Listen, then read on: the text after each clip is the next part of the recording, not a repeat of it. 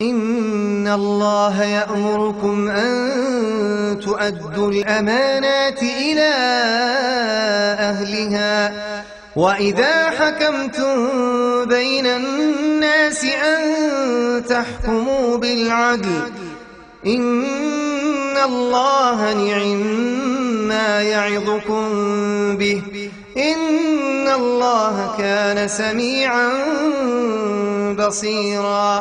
அன்புள்ள மாணவ செல்வங்களே, பெரியோர்களே, கடந்த 26ஆம் தேதி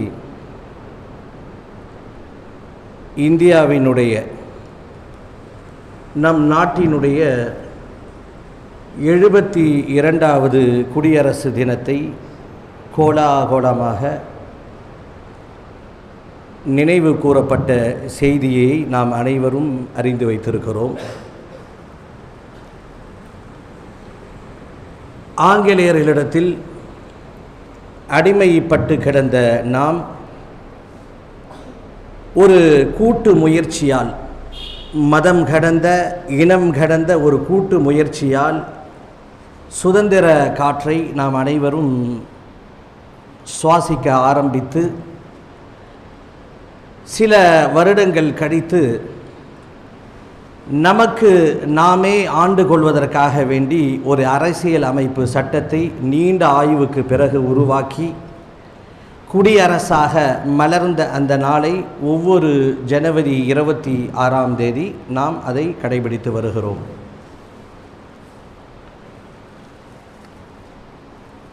சுதந்திர தினமாக இருக்கட்டும், குடியரசு தினமாக இருக்கட்டும், இந்த எல்லா நாட்களிலும் இந்திய சுதந்திரத்திற்காக வேண்டி பாடுபட்ட கதாநாயகர்களில் முக்கியமான ஒருவரை அவசியம் குறிப்பிட்டு பேசுவார்கள்.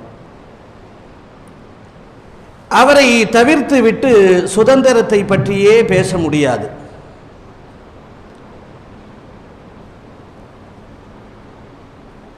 அண்ணல் காந்தியடிகளை பற்றி ஒவ்வொரு சுதந்திர தினத்தன்றும் குடியரசு தினத்தன்றும் நினைவு கூறப்படும். எப்பொழுதெல்லாம் அண்ணல் காந்தியடிகளை பற்றி நினைவு கூறப்படுகிறதோ அப்பொழுதெல்லாம் இஸ்லாம் சார்ந்த ஒரு விஷயத்தை ஆரம்ப காலத்திலே குறிப்பிட்டிருந்தார்கள்.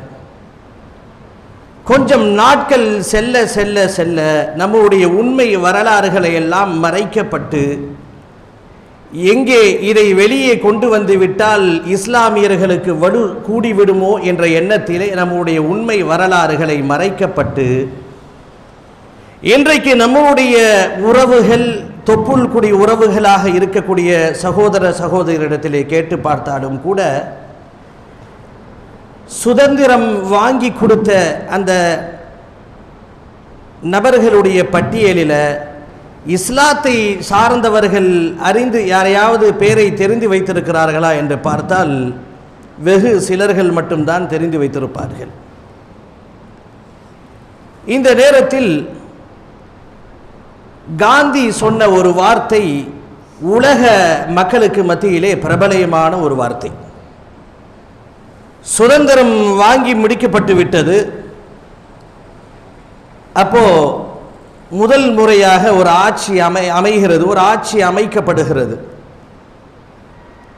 அப்போ காந்தியடிகள்கிட்ட போய் கேட்கப்பட்டதாம், இது யூகத்தில் சொல்லப்படக்கூடிய செய்தி அல்ல, உண்மையான ஆதாரபூர்வமான வரலாற்றிலே சொல்லப்பட்ட ஒரு செய்தி. அவரிடத்திலே கேட்கப்பட்டது, நீங்கள் உங்களுடைய தியாகத்தின் விளைவாக சுதந்திரம் மலர ஆரம்பித்திருக்கிறது, ஆட்சி தனி ஆட்சியாக நடைபெறவிருக்கின்ற இந்த சூழலில் எதை போன்று ஆட்சியாளர்கள் ஆட்சி செய்வார்கள் என்று ஒரு கேள்வியை காந்தி முன் வைக்கப்பட்ட பொழுது காந்தி சொன்ன ஒரு வார்த்தை உலகத்தையே உலுக்கி கொண்டு இருக்கிறது இன்று வரைக்கும். அவர் கூறிய ஒரு வார்த்தை மிக சமீப காலமாக எல்லோரும் அதை பயன்படுத்தி கொண்டு வந்திருந்த நிலையில் ஒரு சில குறிப்பிட்ட பாசிச எண்ணம் கொண்டவர்கள் ஆட்சிக்குள் நுழைந்த பிறகு இஸ்லாமியர்கள் சம்பந்தப்பட்ட உண்மை வரலாறுகளை எல்லாம் முடிந்த வரைக்கும் புதைப்பதற்கு அவர்கள் முயற்சி செய்கிறார்கள். இதில் இந்த வார்த்தை ரொம்ப பிரபலமான வார்த்தை. காந்தி கிட்ட கேட்கப்பட்டுச்சு, ஆட்சி அமைய போது உங்களை சார்ந்தவர்கள் எது போன்ற ஆட்சியை தருவார்கள்? இன்றைக்கு இந்திய நாடு மட்டுமல்ல, உலக நாடே காந்தியை தூக்கி வைத்து கொண்டு கொண்டாடுகிறது. காந்தி சொன்ன ஒரு வார்த்தை சொன்னாரா, எங்கள் ஆட்சியாளர்கள் நேர்மையாக எளிமையாக ஆட்சி நடத்துவார்கள் சொல்லிவிட்டு அவர் சொன்ன கோடிட்டு காட்டிய அந்த வார்த்தை இஸ்லாமிய வரலாறிலே, குறிப்பாக சுதந்திர போராட்டத்திலே இஸ்லாத்தினுடைய வரலாறுகளை பேசப்படும் போதெல்லாம் இந்த வார்த்தையை எல்லோரும் முடிகின்ற நிலையை நாம் பார்க்கிறோம். காந்தி சொன்னாரா, எங்கள் ஆட்சியாளர்கள் நேர்மையாக உண்மையாக எளிமையாக ஆட்சி செய்வார்கள். எதை போன்று தெரியுமா? உமர் அபூபக்கர் ரலியல்லாஹு அன்ஹுமா அவர்களை போல ஆட்சி செய்வார்கள் என்று சொன்னதாக சரித்திர வரலாறுகளிலே இடம்பெற்றிருக்கிறது. 72வது குடியரசு தினத்தை கொண்டாடி நினைவு கூர்ந்த நாம் இந்த வார்த்தையினுடைய பின்னணியிலே சென்று பார்த்தால் காந்தி விவரம் தெரியாத ஒருத்தர் அல்ல. ஏதோ இஸ்லாமியர்களை குளிர வைப்பதற்காக வேண்டி அந்த வார்த்தையை சொல்லியிருக்க மாட்டார். ஏதோ யோசிக்காமல் அவர் பேசியிருக்க மாட்டார். காந்தி என்ன சொன்னார்? உமரை போல ஆட்சி அமைப்போம் என்று சொன்னார். உமர் ரலியல்லாஹு அவர்கள் யாரிடத்திலே எந்த பாசறையிலே பயின்றார்கள்?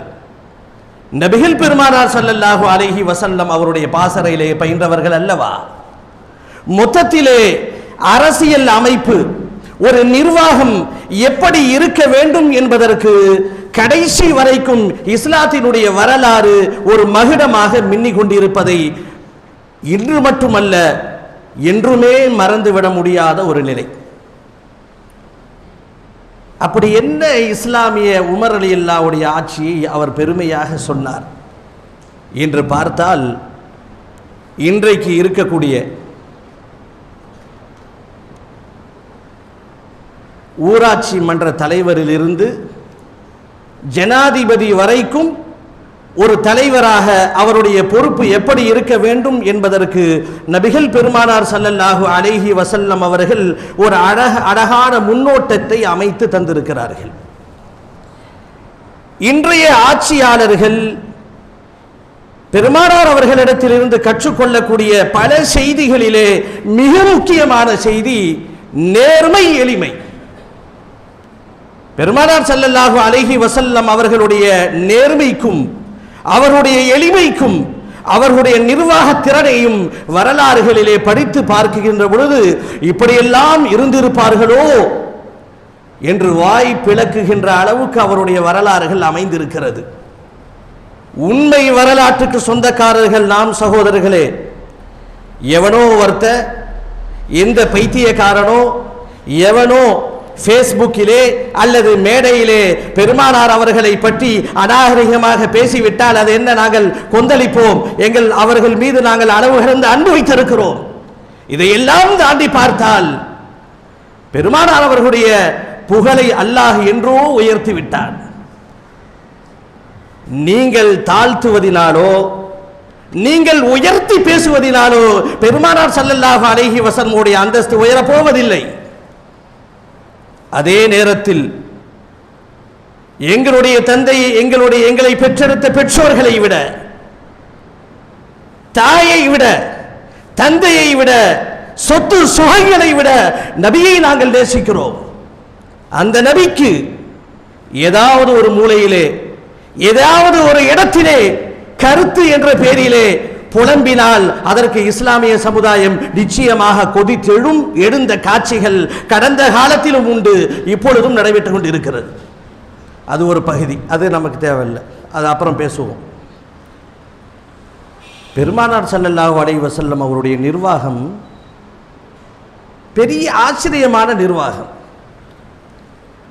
13 ஆண்டு காலம் நபி பட்டம் கிடைத்ததற்கு பிறகு, வஹி செய்தி இறங்கிய பிறகு பெருமானார் ஸல்லல்லாஹு அலைஹி வஸல்லம் எங்க இருந்தாங்க?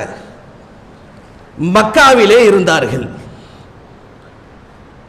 கடுமையான துயரம், சொல்லனா துயரம் மக்காவிலே அவர்கள் சந்தித்தார்கள், கொடுமையை சந்தித்தார்கள். இஸ்லாமிய மறுமலர்ச்சி பல மைல்களுக்கு அப்பாற்பட்டு மதீனாவிலே மலரத் தொடங்கியது.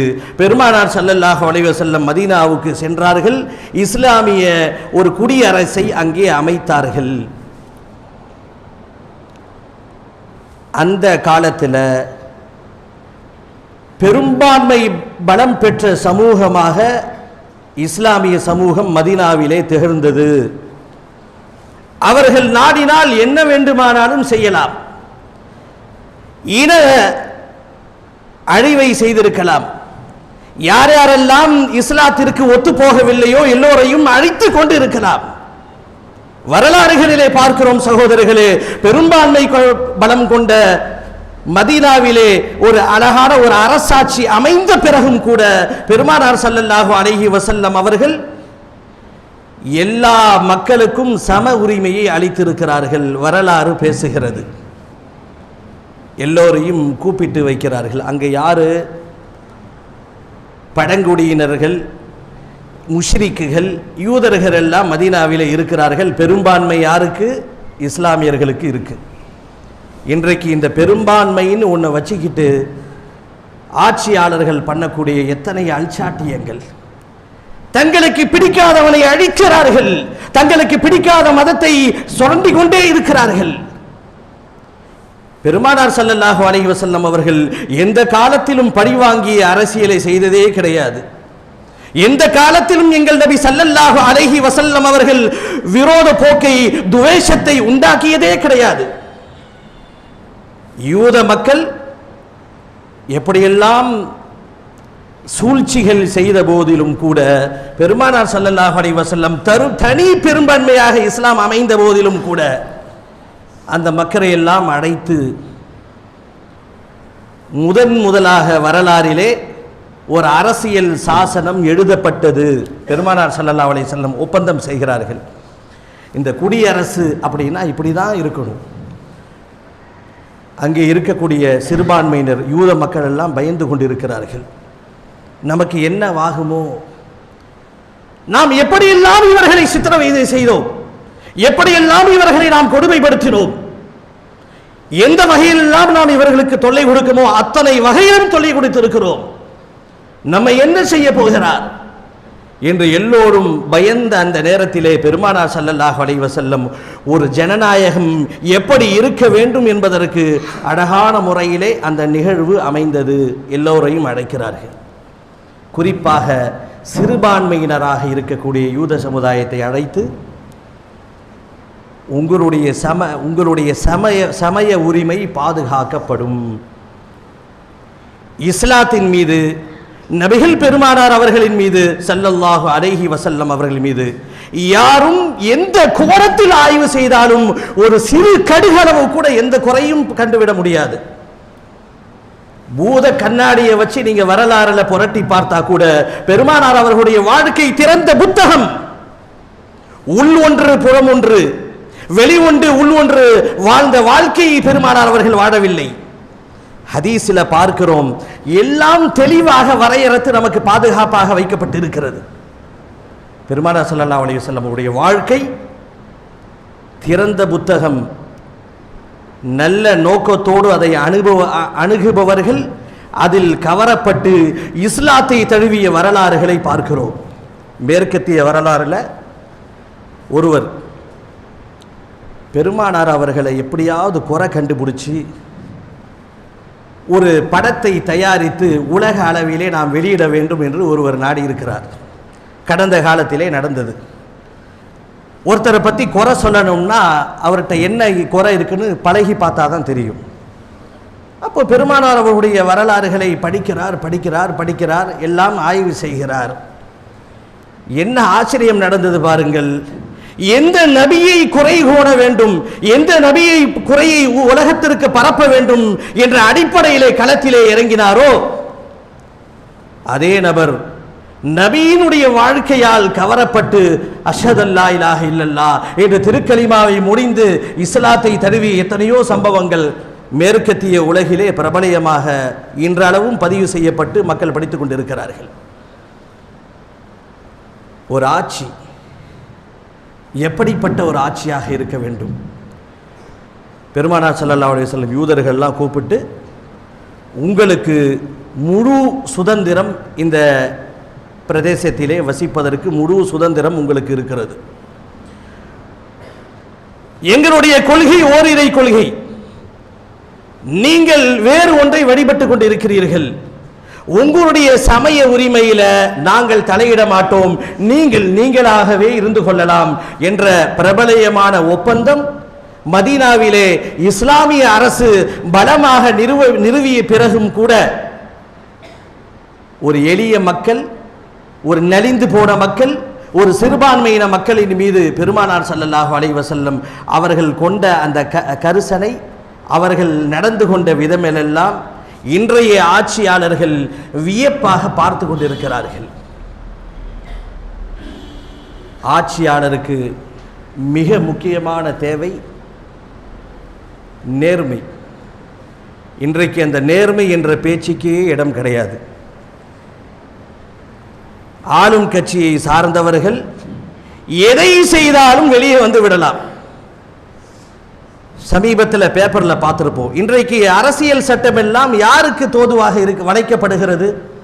இந்த திருத்தம் என்று சொல்லுகிறார்களே, இந்த திருத்தம் யாருக்காக வேண்டி?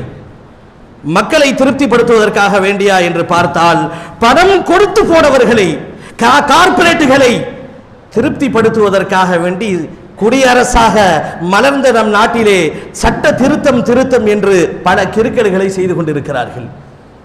பெருமானார் ஸல்லல்லாஹு அலைஹி வஸல்லம் அவங்க கிட்ட அவர்களுடைய பண்புகளிலிருந்து ஆட்சியாளர்கள் கற்றுக்கொள்ள வேண்டிய பாடங்கள் ஏராளம். நேர்மையை கற்றுக்கணும். பெருமானார் ஸல்லல்லாஹு அலைஹி வஸல்லம் அவர்கள் எந்த காலத்திலும் எந்த நேரத்திலும் தப்பு அது யார் செய்தாலும் கண்டிப்பார்கள். மதீனாவினுடைய வரலாறுகளிலே பார்க்கிறோம், யூதர்கள் சிறுபான்மையினராக இருக்கிறார்கள், சொற்ப நபர்கள், ஃபுல் மெஜாரிட்டி முஸ்லிம். ஒரு யூதருக்கும் ஒரு முஸ்லிமுக்கும் சண்டை,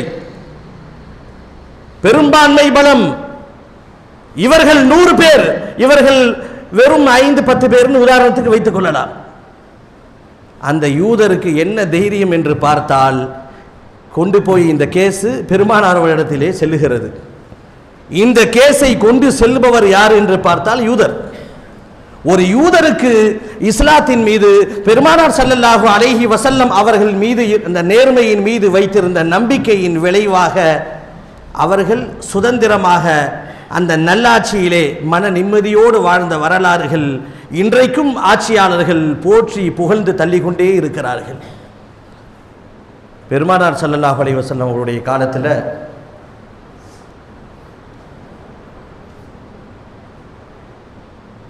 ஒரு சட்டம் இயற்றப்பட்டது, குற்றவியல் சட்டம். திருடுனா கையை வெட்டணும். வஸ்ஸாரிகு வஸ்ஸாரிகத்து ஃபக்தஉ ஐதியஹுமா. மதீனாவில் மக்காவில் இருந்த வரைக்கும் எந்த சட்டத்தையும் அல்லாஹ் கொடுக்கல. ஒரு தனி பெரும்பான்மையாக ஒரு குடியரசாக அமைந்ததற்கு பிறகு அல்லாஹ் சட்டங்களை இறக்குகிறான். மதீனாவில் வந்ததுக்கு பிறகு ஆச்சரியத்தை பார்க்கிறோம், வியப்பில் ஆழ்கிறோம் சகோதரர்களே. இந்த சட்டம் இயற்றிய இந்த குர்ஆன்ல இந்த சட்டம் வந்து நடைமுறைப்படுத்தப்பட்டது எப்படி தெரியுமா? அந்த ஊரிலேயே பிரபலயமான ஒரு பெண் திருடி விட்டாள். சட்டம் வந்துருச்சு. சட்டத்தை நடைமுறைப்படுத்தக்கூடிய இடத்திலே பெருமானார் ஸல்லல்லாஹு அலைஹி வஸல்லம் அவர்கள் இருக்கிறார்கள். கையெழுத்து போட்டா சட்டம் பாஸ் ஆகிவிடும். திருடனா கையை வெட்டிடணும். திருடனாக இருந்தாலும் சரி, திருடியாக இருந்தாலும் சரி, ஆணா இருக்கட்டும் பெண்ணா இருக்கட்டும், சட்டம் வந்துருச்சு. அப்போது அந்த ஊரில் நல்ல உயர்ந்த குடும்பத்தை சார்ந்த ஒரு பெண்மணி திருடி விடுகிறாள். என்ன ஒரு ஒற்றுமை பாருங்கள். அந்த பெண்மணியினுடைய பெயரோ ஃபாத்திமா. எல்லா கூட்டம் ஒன்றா சேருது. நம்ம குடும்பத்தை சார்ந்த ஒன்று பெண்ணு திருடிட்டா. ரசூல் ஸல்லல்லாஹு அலைஹி வஸல்லம் அவர்களுக்கு முகம்மதுக்கு இறை சட்டம் வந்துருச்சு, கையை வெட்டணும்னு. கையை வெட்டிட்டாங்கன்னா நம்ம குடும்பமான கப்பல் ஏறிடுமே என்ற எண்ணத்திலே திருடப்பட்ட திருடிய அந்த பெண்மணியின் சார்பாக ஒரு கூட்டம் ஒன்று சேர்ந்து சப்போர்ட் பண்ணலாம் அப்படின்ட்டு வருகிறார்கள். வரும்பொழுது அவங்க யோசிக்கிறாங்க, பெருமானார் ஸல்லல்லாஹு அலைஹி வஸல்லம் குணம் அவர்களுக்கு தெரியும். சத்தியம் என்று சொன்னால் அதை நிறைவேற்றுவதற்கு அவர்கள் யாராக இருந்தாலும் தயங்கவே மாட்டார்கள். ஆனால் கையை வெட்டிட்டாங்கன்னா நம்மளுடைய குடும்பமானம் கப்பல் ஏறிடும், நமக்கு ஒரு கேவலம் ஏற்பட்டுரும். அதனால் சட்டத்தில் சில சலுகைகள் திருத்தம் செய்யணும்னு அப்பயே சொல்லலான்னு ஒரு கூட்டம் போய் பெருமானார்கிட்ட ஒரு ஆளை நியமித்து, ஒரு நீண்ட வரலாறு, ஒரு சஹாபியை நியமித்து போய் சொல்லுகிறார்கள். அப்போ பெருமானார் ஸல்லல்லாஹு அலைஹி வஸல்லம் அவர்கள் சொன்ன வார்த்தை என்ன தெரியுமா? லவ் சரிக்து பின்த ஃபாத்திமா, லவ் சரிக்து பின்து முஹம்மத், என்னுடைய மகள் ஃபாத்திமா திருடி இருந்தாலும் நான் கையை வெட்டியிருப்பேன். என்னுடைய மகள் மேலே இந்த குற்றச்சாட்டு இருந்தாலும் கூட இந்த சட்டத்தை நான் நிறைவேற்றியிருப்பேன் என்று சொல்லிவிட்டு பெருமானார் ஸல்லல்லாஹு அலைஹி வஸல்லம் சொன்னார்கள், உங்களுக்கு முன்னால் வாழ்ந்த குடும்பத்தார்கள் ஏன், உங்களுக்கு முன்னால் வாழ்ந்த கூட்டத்தார்கள் ஏன் அறிந்தார்கள் தெரியுமா? அவங்க என்ன பண்ணுவாங்கன்னா, உயர்ந்த குடும்பத்தை சார்ந்தவர்கள் தப்பு செய்து விட்டால் தண்டிக்காமல் கண்டுக்காமல் விட்டு விடுவார்கள். இந்த சாதாரண அப்பாவி மக்கள் ஏதாவது தப்பு செஞ்சிட்டா அவர்களை தண்டிப்பார்கள். இப்படி பாராபட்சமாக நடந்து கொண்ட காரணத்தினால் முன் சென்ற சமுதாயம் அழிக்கப்பட்டது. என்னுடைய ஆட்சியில் அப்படிலாம் நடக்காது. அவன் முஸ்லிமாக இருந்தாலும் சரி, தப்பு செய்தால் தப்புதான். என்னுடைய மகள் ஃபாத்திமா இப்படி ஒரு தப்பை செய்திருந்தாலும் நான் கையை வெட்டியிருப்பேன் என்று சொன்ன அந்த வார்த்தைகள் எல்லாம் இன்றைய ஆட்சியாளர்கள் பார்த்து நேர்மை எப்படி இருக்க வேண்டும் என்ற ஒரு நிலைப்பாட்டை பெருமானார் அவருடைய வரலாறிலிருந்து கற்றுக்கொள்ளலாம். குடியரசு மலர்ந்தால் இப்படித்தான் மலர வேண்டும். நம்மால் என்ன செய்ய முடியும்? இப்படி பேசுவதனால் ஏதாவது ஆகிவிடுமா என்று பார்த்தால், இந்த ஜும்மாவினுடைய ஹுத்துபாவை மட்டும் சாதாரணமாக நினைக்காதீர்கள். ஏதோ ஒரு 4 இடத்துல கூட்டத்தில் ஏதோ ஒரு 200 பேத்துக்குள்ள நாம் பேசுகிறோம்னு நினைக்காதீங்க. இது ஒரு பெரிய தாக்கத்தை பட்டு இருக்கிறது. இஸ்லாத்தினுடைய அரசியல் பார்வை எப்படி இருக்கிறது என்பதை ஒவ்வொரு முஸ்லீமும் கட்டாயமாக தெரிந்தாக வேண்டும். அப்படிப்பட்ட ஒரு சூழலில் நாம் வாழ்ந்து கொண்டிருக்கிறோம். எல்லாம் வல்ல அல்லாஹ் நம் அனைவருக்கும் எந்த நேரமும் இறையச்சத்தோடு வாழ்கின்ற பாக்கியத்தை நம் அனைவருக்கும் அல்லாஹ் தந்தல்வானாக. யா அய்யுஹல்லதீன ஆமனு தகுல்லாஹ வகூனு மஅஸ் ஸாதிகீன்.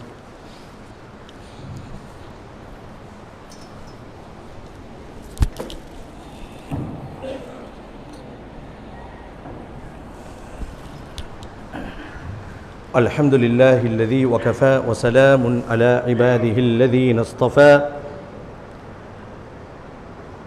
அம்மா பாத். கண்ணியத்திற்குரிய அல்லாஹ்வின் நல்லடியார்களே, இன்றைய ஜும்மாவினுடைய முதல் ஹுத்துபாவில்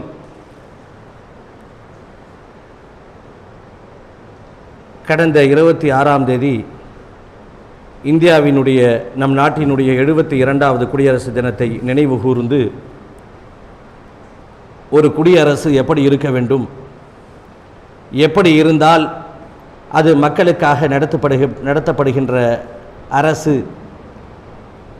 அப்படி அவர்கள் செய்ய தவறினால் அது யாருக்காக வேண்டி நடத்தப்படுகின்ற அரசு என்பதையெல்லாம் இஸ்லாத்தினுடைய வரலாற்று பின்னணியிலே சில செய்திகளை நாம் அறிந்து கொண்டோம். அல்ஹம்துலில்லாஹ். சமீப காலமாக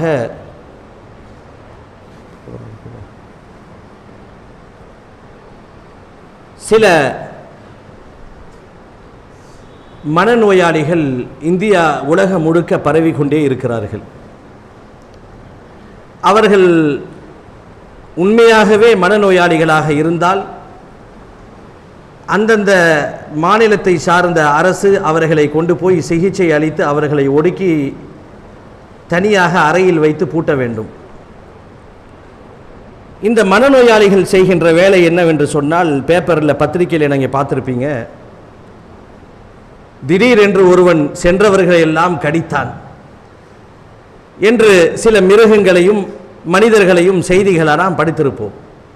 இப்போ சமீப காலமாக, அதுவும் குறிப்பாக தேர்தல் நெருங்குகின்ற இந்த நேரத்தில், பிரான்சில் பெருமானார் அவர்கள் ஸல்லல்லாஹு அலைஹி வஸல்லம் அவர்களை கேலி சித்திரம் வரைந்த அந்த நிலையில் இருந்து தொடர்ந்து கர்நாடகாவில் ஃபேஸ்புக்கில் அவதூறு பரப்பிய அந்த நிலையில் இருந்து சமீபத்தில் ஒரு பைத்தியக்காரன் பெருமானார் அவர்களை பற்றி அவதூறாக பேசியிருந்து ஒரு பெரிய சர்ச்சையை அது கிளப்பியிருக்கிறது.